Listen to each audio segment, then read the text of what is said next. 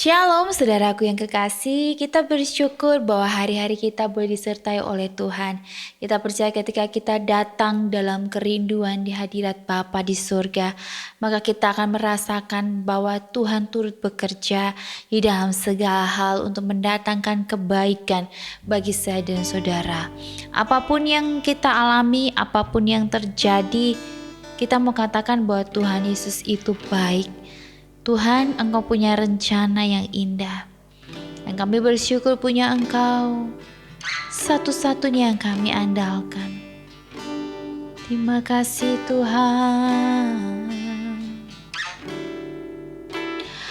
Ku datang ya Bapa dalam kerinduan,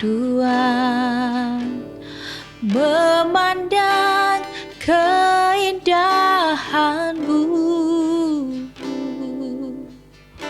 Ku berikan segalanya, semuanya yang ada. Ku ingin menyenangkan hati-Mu, oh Tuhan. Ku datang ya Bapa dalam kerinduan, memandang keindahan-Mu. Ku berikan segalanya, semuanya yang ada. Ku ingin menyenangkan hati-Mu, oh Tuhan. Jadikan aku indah yang Kau pandang mulia, seturut karya-Mu di dalam hidupku. Ajarku berharap hanya kepada-Mu, taat dan setia kepada-Mu Tuhan. Jadikan aku indah yang Kau pandang mulia,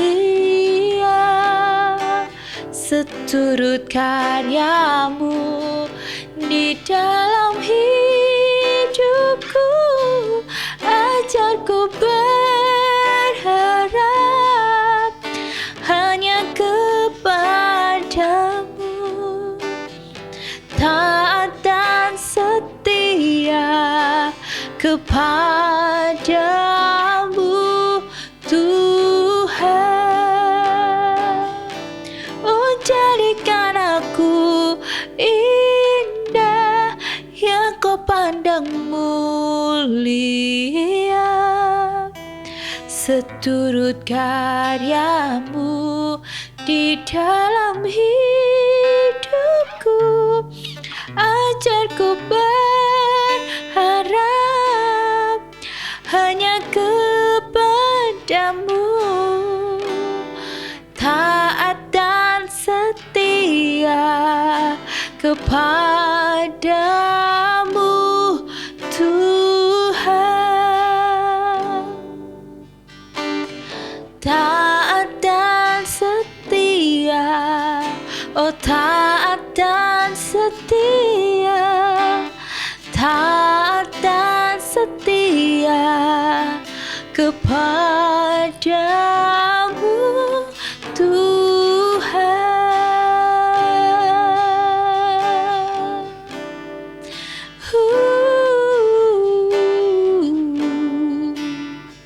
Jadikan ku indah, oh Engkau berkenan atas hidupku.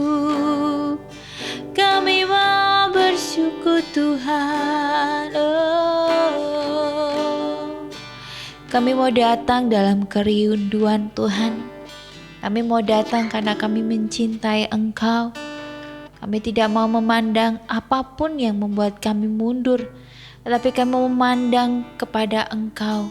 karena kami rindu akan hadirat-Mu. Kami rindu Engkau jamah kami. Kami rindu Engkau bawa kami ke dalam jalan-Mu yang benar. Untuk itu Tuhan, buka hati kami, sehingga Engkau boleh sentuh hati kami, Engkau ubah hidup kami sesuai dengan rencana-Mu Bapa. Sehingga ketika kami mendengarkan firman, merenungkannya, dan kami melakukannya, dan kami bawa itu dalam hidup kami setiap hari, supaya kami menjadi kuat di dalam Engkau. Karena Engkaulah kekuatan kami. Kami bersyukur punya Tuhan yang baik. Dan kami percaya tidak ada satupun yang gagal. Tidak ada rencana satupun yang tidak Engkau genapi dalam hidup kami. Rencana-Mu indah. Kami bersyukur dan berterima kasih. Dalam nama Tuhan Yesus, haleluya, amin. Shalom saudaraku yang kekasih, kita bersyukur bahwa penyertaan Tuhan begitu baik buat saya dan saudara. Untuk itu mari saat kita datang di dalam hadirat Tuhan, kita datang memberi hidup kita, memberi diri kita, yaitu apa? Untuk mendengarkan firman Tuhan. Karena firman itu menguatkan, memampukan saya dan saudara untuk tetap bertahan di dunia ini. Mari kita mau baca bersama-sama di Yohanes 15 ayat 1 sampai ayat yang ke-8 yang berbunyi demikian. Pokok anggur yang benar. Akulah pokok anggur yang benar dan Bapakulah pengusahanya. Setiap ranting padaku yang tidak berbuah dipotongnya, dan setiap ranting yang berbuah dibersihkannya, supaya ia lebih banyak berbuah. Kamu memang sudah bersih karena firman yang telah kukatakan kepadamu. Tinggallah di dalam aku dan aku di dalam kamu. Sama seperti ranting tidak dapat berbuah dari dirinya sendiri kalau ia tidak tinggal pada pokok anggur. Demikian juga kamu tidak berbuah jikalau kamu tidak tinggal di dalam aku. Akulah pokok anggur dan kamulah ranting-rantingnya. Barang siapa tinggal di dalam aku dan aku di dalam dia, ia berbuah banyak. Sebab di luar aku kamu tidak dapat berbuat apa-apa. Barang siapa tidak tinggal di dalam aku, ia dibuang keluar seperti ranting dan menjadi kering. Kemudian dikumpulkan orang dan dicampakkan ke dalam api, lalu dibakar. Jikalau kamu tinggal di dalam aku dan firmanku tinggal di dalam kamu, mintalah apa saja yang kamu kehendaki dan kamu akan menerimanya. Dalam hal inilah Bapakku dipermuliakan, yaitu jika kamu berbuah banyak, dan dengan demikian kamu adalah murid-muridku. Amin, puji nama Tuhan. Di sini berbicara firman Tuhan tentang pokok anggur yang benar, ya. Pokok anggur yang benar adalah Bapakkulah pengusahanya, ya saudara. Di sini dalam hidup saya dan saudara, seringkali kita merasa bahwa diri kita ditempatkan pada suatu tempat dan kita merasa bahwa kita tidak bertumbuh, ya. Di sini firman Tuhan berkata bahwa sama hal tidak bertumbuh itu sama hal setiap ranting yang tidak berbuah, ya, akan dipotongnya, dan setiap ranting yang berbuah akan dibersihnya supaya ia lebih banyak berbuah.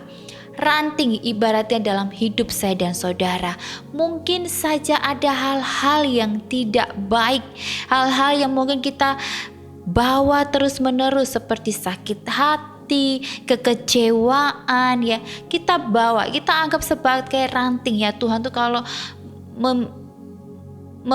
membuka sesuatu firman Tuhan tuh Tuhan pasti pakai dengan perumpamaan. Supaya apa sih? Supaya dipahami, supaya dimengerti, ya. Ketika ranting ini saya dan saudara, hidup kita masih dalam hal duniawi, ya, maka akan dibuang, ya. Hal-hal itu harus dibuang, dibersihkan, ya. Ketika kita berbuah pun juga harus dibersihkan, ya saudara. Ketika buah itu, ya, sudah mau menunjukkan bahwa dia akan bertumbuh, ya, itu ada prosesnya, ya. Jadi, ya, dalam hidup ini Ketika kita mau menuju pada suatu hal yang baik, kita diproses. Hal-hal yang tidak baik dibuang. Itu menyakitkan, saudara, menyakitkan, menurut kita menyakitkan ya. Tetapi hal yang menyakitkan itu justru ya membawa kita untuk bertumbuh. Jadi kadang-kala kita tidak kurang memahami, kurang mengerti apa yang Tuhan mau sebenarnya dalam hidup saya dan saudara. Sehingga kita tuh merasa bahwa kita sendiri, kita merasa bahwa kita kok seperti ini aja. Saya pernah merasakan ya, dimana saat momen dimana saya merasa stuck ya, ketika saya ke gereja ya, dan saya merasakan bahwa kok saya gak bertumbuh ya gitu ya, kok saya tidak seperti dia ya. Jadi kayaknya kita sedang membandingkan ya, karena kita melihat rumput yang hijau, kita melihat mungkin saja kita baru pertama kali nih ya masuk di gereja lain misalnya seperti itu ya. Saya juga memang seperti itu, masuk di gereja lain terus melihat tuh kayaknya ini friendly banget ya, kayak kita nggak pernah tahu ya, awal-awal tuh memang munculnya manis ya. Tapi Tuhan tuh kasih saya hikmat tuh luar biasa, saudara.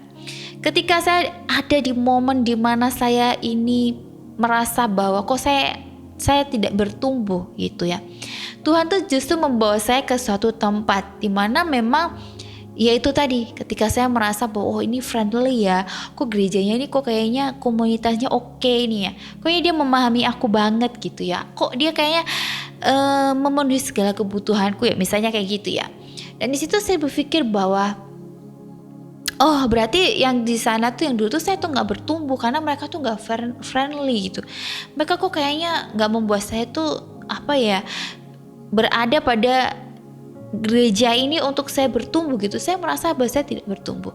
Dan saya waktu itu menyalahkan orang lain ya. Sama aja ya, kita menyalahkan orang lain, kita bilang kita nggak bertumbuh, itu sama aja kita menyalahkan orang lain. Kita menyalahkan pendetanya, kita menyalahkan lingkungannya dan sebagainya, saudara. Nah, ketika Tuhan membawa saya ke tempat di mana saya suruh melihat yang wow bagus banget, tapi ketika itu juga Tuhan membawa saya bahwa kalau kamu sudah lama di situ sama saja ya, karena memang kita ditempatkan di dunia ini bukan menerima hal yang enak.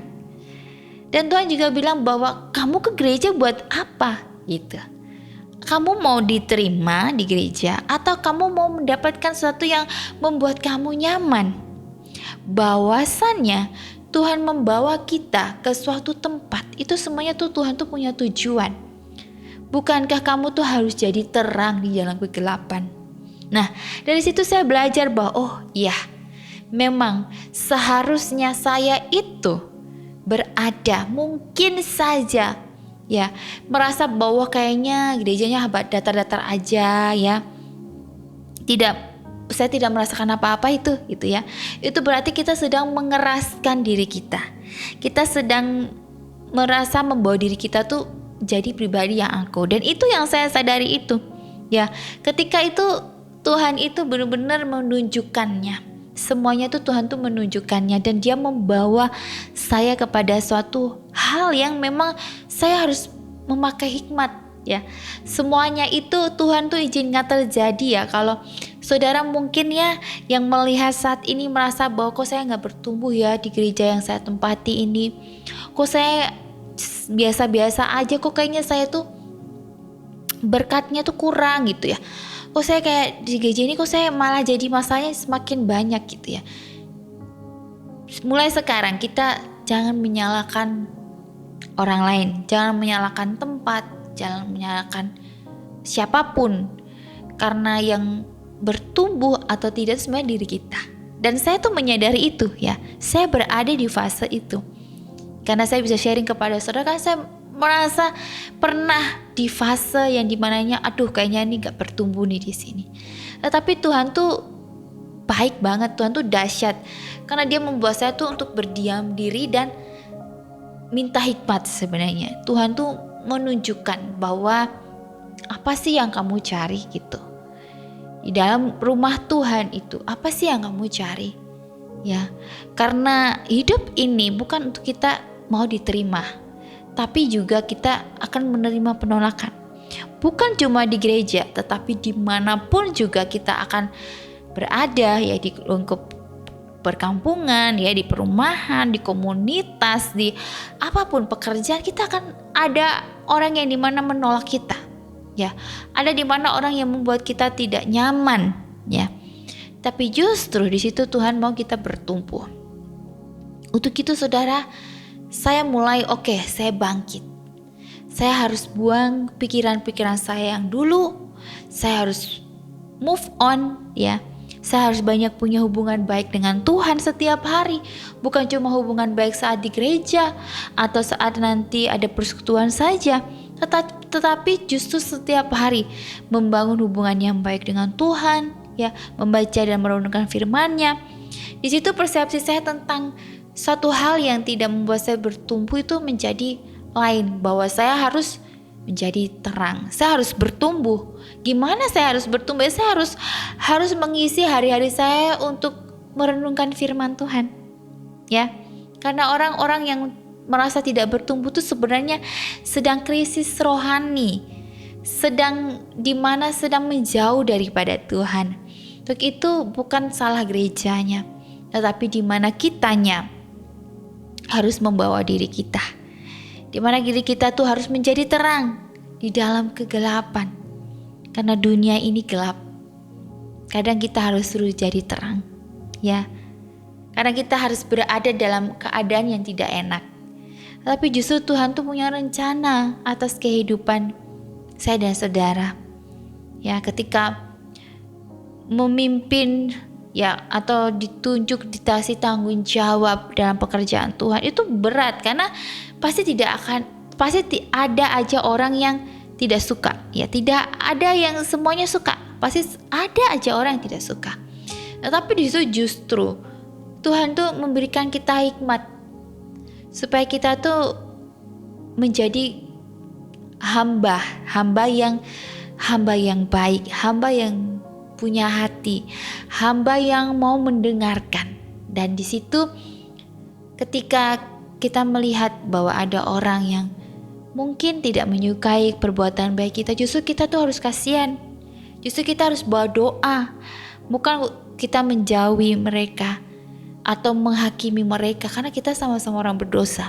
Tapi justru Tuhan mau kita tuh bawa mereka dalam doa. Justru dengan doakan mereka, kita tidak pernah tahu bahwa kapan nanti Tuhan yang menjamah.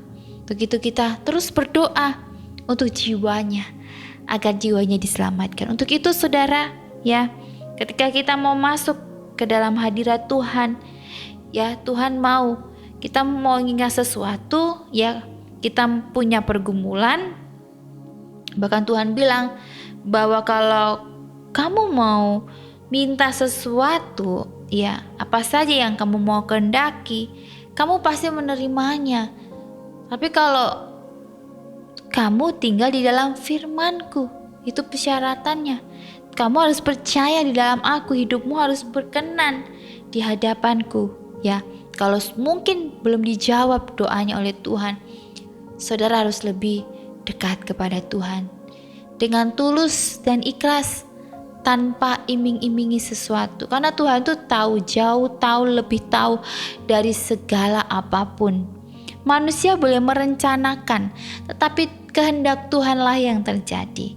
Manusia itu bisa menimbang, tetapi Tuhanlah yang memutuskan. Untuk itu dalam hidup ini kita tidak boleh sembarangan, kita tidak boleh sembrono, karena Tuhan mau saya dan saudara itu hidup berbuah, menjadi berkat, menjadi terang bagi banyak orang, ya. Karena hidup ini singkat, ya. Ketika saya selalu melakukan segala sesuatu, tapi kalau ketika ada rasa capek, rasa kayak sedih gitu, ya, saya ingat lagi bahwa Tuhan, saya hidup di dunia ini sementara, ya. Jadi saya yang dipikirkan adalah saya harus melakukan yang terbaik, sehingga nanti kelak Engkau datang, saya menerima upah, yaitu upahmu besar di sorga.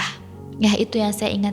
Itu membuat saya menjadi lega, Itu saya membuat saya menjadi bahagia, karena yang saya ingat bahwa saya itu hidup bukan di dunia ini saja, tapi nanti saya akan dipertanggungjawabkan.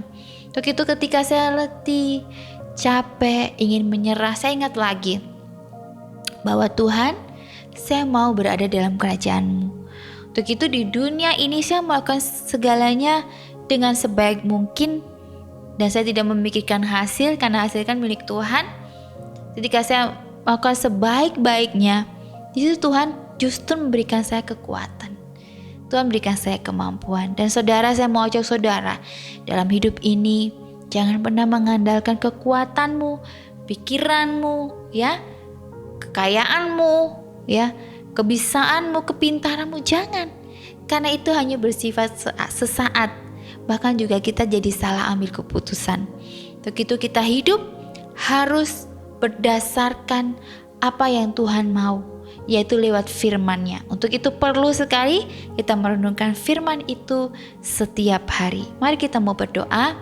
Kami bersyukur Bapa, kami diingatkan kembali bahwa pertumbuhan itu terjadi bukan karena suatu tempat saja, tetapi kitanya yang mau bertumbuh, kitanya yang mau setia, kitanya yang punya hubungan baik dengan Tuhan dan dengan sesama.